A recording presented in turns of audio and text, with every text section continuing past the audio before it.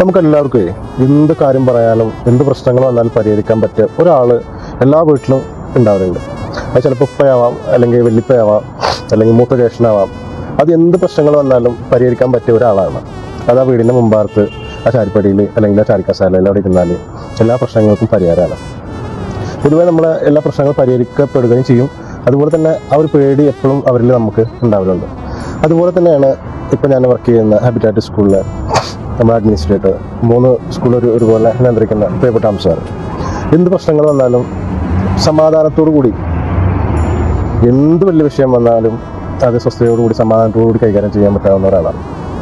ഞാൻ അത്ഭുതത്തോടു കൂടിയിട്ട് നോക്കി നിന്നിട്ടുണ്ട്.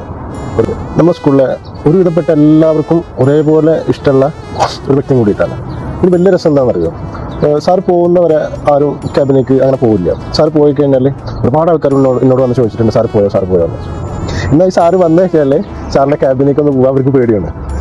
അപ്പോൾ എന്താ വെച്ചാൽ എല്ലാവർക്കും പേടിയുണ്ട്, അതേപോലെ തന്നെ ഇഷ്ടമുണ്ട്. ഇങ്ങനത്തെ ഒരു വ്യക്തിനെ ഞാൻ സത്യം പറഞ്ഞാൽ ഇപ്പോൾ ഈ പ്രവാസ ലോകത്ത് വന്നിട്ടാണ് ഞാൻ കാണുന്നത്. ഞാൻ ഒരുപാട് സ്കൂൾ വർക്ക് ചെയ്താണ്. പക്ഷെ ഇങ്ങനെ ഒരു അഡ്മിനിസ്ട്രേറ്റർ 3 സ്കൂൾ സമാധാനമായിട്ട് ഇൻചാർജ് സമാധാനമായിട്ട് നോക്കുന്ന ഒരാൾ ഞാൻ ഈ അടുത്ത് ഇന്നലെ മിനിയാന്നോ ഞാൻ ക്യാബിനേക്ക് കയറിയപ്പോൾ മൂപ്പര് ഖുർആൻ ഓതാണ്.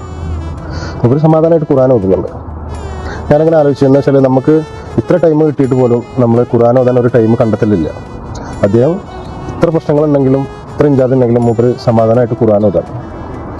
അപ്പോൾ ഇങ്ങനൊരു സ്കൂളിൽ വർക്ക് ചെയ്യാൻ പറ്റിയതും അതുപോലെ തന്നെ ഇങ്ങനൊരു അഡ്മിനിസ്ട്രേറ്റർ കീഴിൽ വർക്ക് ചെയ്യാൻ പറ്റും വലിയൊരു ഭാഗ്യമാണ്. അതുപോലെ തന്നെ പറയേണ്ട വേറെ ആളും കൂടിയിട്ടാണ് ഞങ്ങളെ പ്രിയപ്പെട്ട HR സാദര മാം. സാദര മാമും ഇതേ ഒരു മെത്തേഡിലൂടെയാണ് പോകുന്നത്. സൈലൻ്റായിട്ട് വർക്ക് ചെയ്യുന്ന ഒരാളാണ്. ഞാനിപ്പോൾ ഈടായിട്ടാണ് സാദര മാമിനായിട്ട് ഒന്നും കൂടി HR വിഭാഗത്തിൽ വർക്ക് ചെയ്യാൻ പറ്റിയത്.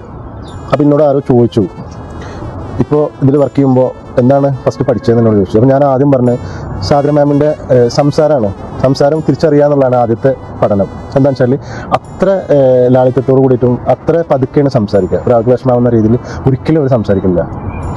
അപ്പോൾ നിങ്ങളൊക്കെ വർക്ക് ചെയ്യുന്ന സ്ഥലത്ത് ഇതേപോലെയാണോ? എല്ലാവരും കമൻറ്റ് ചെയ്യും. ഓക്കെ.